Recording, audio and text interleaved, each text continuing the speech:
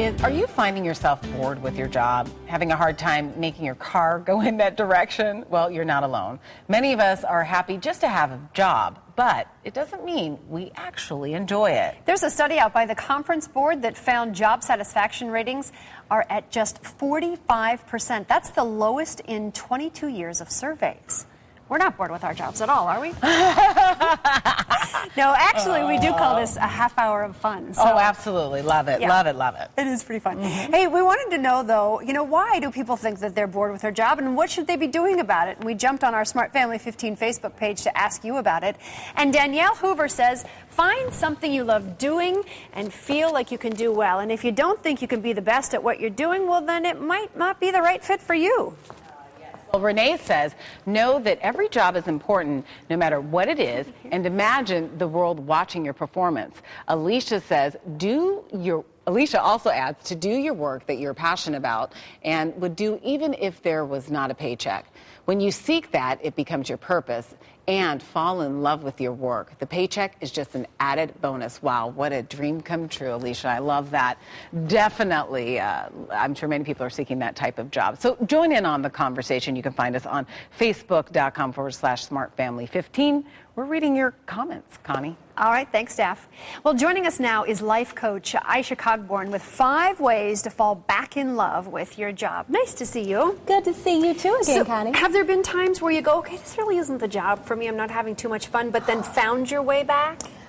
I'll just tell you personally, I reached a point where I was, laying in the bed like, oh, do I really have to get up and do this again? I actually reached a point that I hated my job. Yeah. And so here are some of the things that I found that have been helpful for me and that have definitely been helpful for a lot of the clients that I've worked with across industries. So let's assume that you loved it at some point. Right. And we're going to talk about how to fall back in love. Okay, yeah. And the first tip really is kind of to go back in time. Yeah, absolutely. Take that stroll back down memory lane and think about what was going on when you did enjoy it. And then look at where you are now and what things are missing now that existed then. Yeah, sometimes it's interesting if you can walk into the building and go, gosh, remember when you were applying for this job and you walked in and thought, gee, I really want to work here. Yeah, why were you so excited about it then? What vision did you have, in terms of your career, the contribution that you would make that maybe, it hasn't happened, and how can you move towards that again? Okay, and the second one are double P's, and that is connect your passion to your profession. Oh, this is my favorite tip. And this is the thing.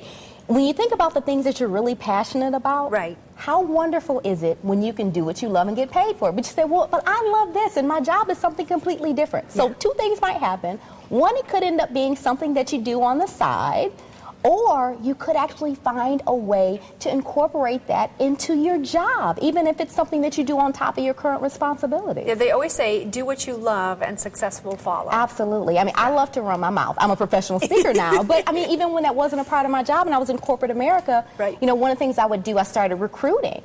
And so I'd go up a night before and speak to student groups, or I would do workshops, for some of the employees at the company. So figure out how to connect it. If your coworkers don't know the difference between, Facebook and LinkedIn, or, think Facebook is, the newest skincare manual. Right. Volunteer to, do a social media strategy for the organization. Okay. The next one, I think we have to put some new boots on. Yes, you need to go take a hike. Think about it. How often do we sit in that cubicle, no windows, World War III could be happening outside, you wouldn't even know it. Yeah. Get up from that desk, even if it's just when you got to go to the bathroom, walk to the bathroom further down the hall. Okay, that sounds good. And then your next one is create an inspiring environment. How do we do that? Think about when you go to bed at night and the room's messy and there's clothes at the foot of the bed. You don't sleep real well, do you? No.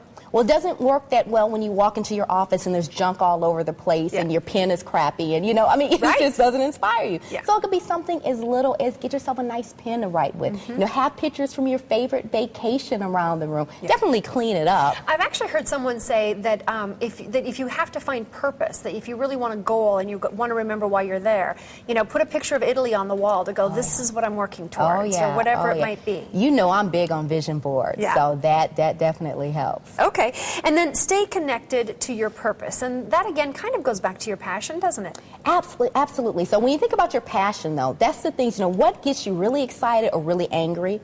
but I believe that we all have a specific purpose that we've been put here for. So when you connect back to your purpose, it could be your individual purpose. Why am I here and how do I fulfill that through this job? Or what's the purpose of the organization? Right. You know, you may think all I do is do PowerPoint presentations all day or file paperwork, but what is the organization's mission and how does what you do fit into that? And Right. when you see the big picture, you know, that helps you to find more meaning and purpose in what you do. My sister always says you have to fulfill your ARF, which she calls your achievement, your respect, and your fun. And if you find all three of those, then you find a good place in life. I love it. Go fulfill your ARF.